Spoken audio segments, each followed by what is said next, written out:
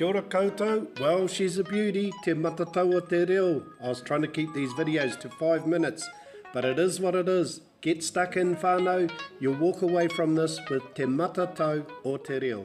Kia ora koutou e te whānau, and welcome along to this video clip. In this video clip, we are going to be doing te matatau o te reo, the ABCs of te reo Māori, the Māori alphabet, so to speak. For those of you who have only come to this video, you might want to try the other ones so you know what we're up to here. But for the rest of us, good on you for sticking it out so far.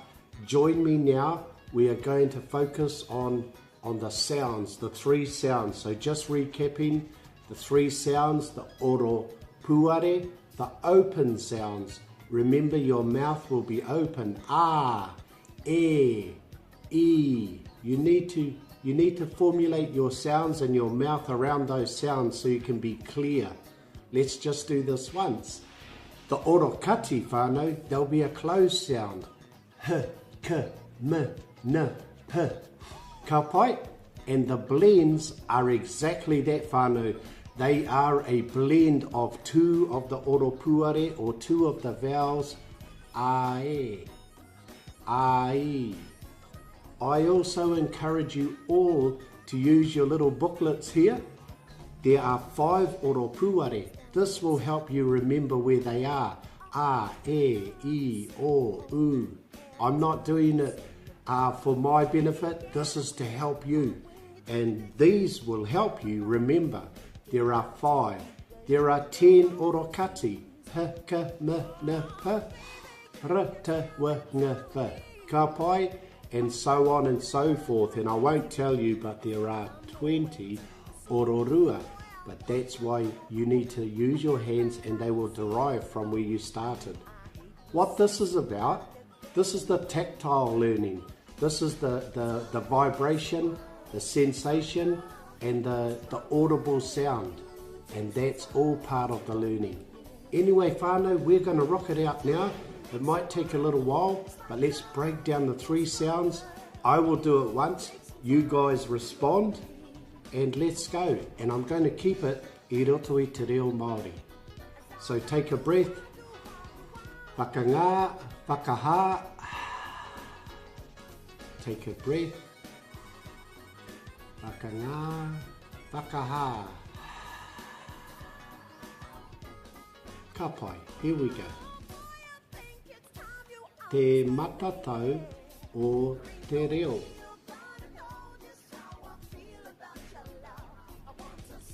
Te matatau o te reo.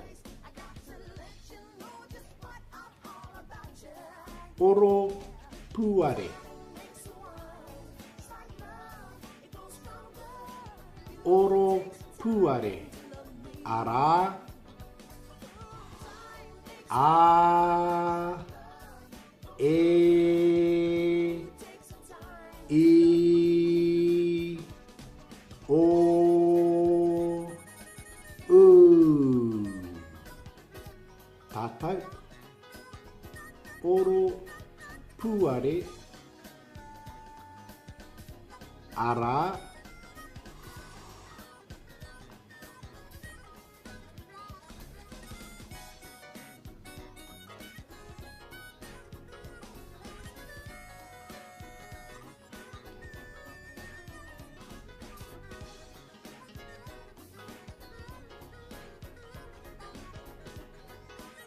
Ka pai, I'm sure that was fine. It sounded pretty good from here. I just imagined it. Ka pai, oro puare poto. Oro puare poto. Whakarongo. A, e, I, o, u. Koutou.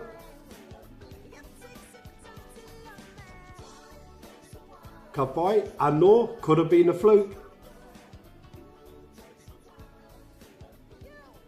Ka pai. There's the first group, the oro puare.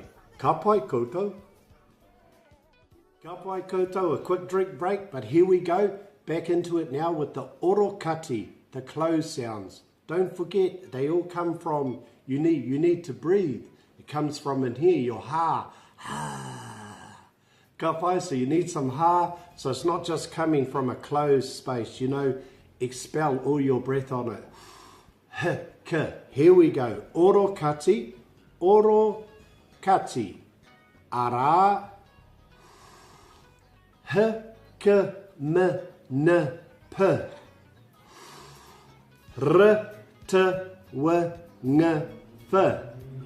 Ka pai, your guys' turn. Take a breath.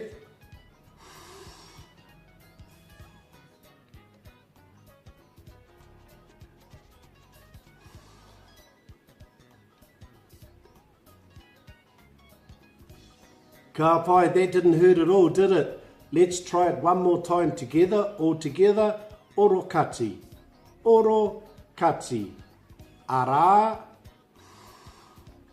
p.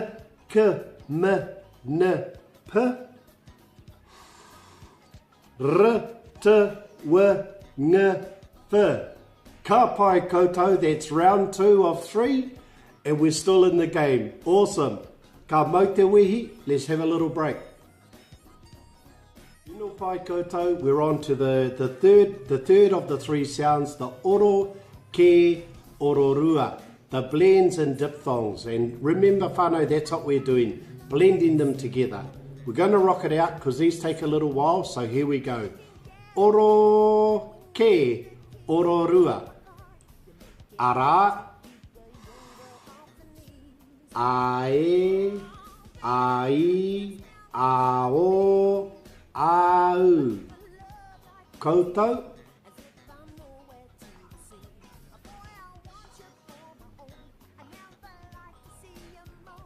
Ka pai, a, e. E a, e i, e o, e u. Koutou, a, e.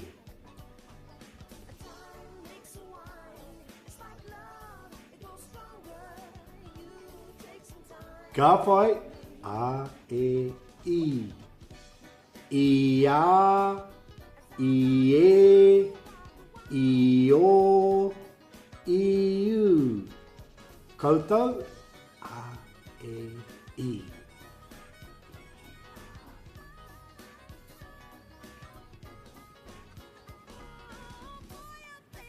Ka pai, we're nearly there. A, e, i, o. O a, o e, o i, o u. O, a, e, i, o. Koutou. O.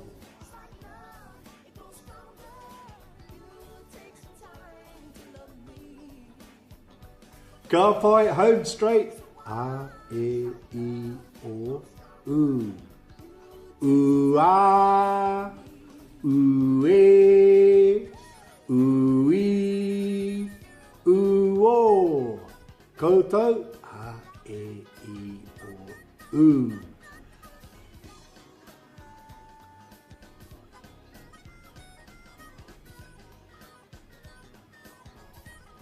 Ka pai, ka mau te wehi koutou. Great work. I know you guys were rocking it out.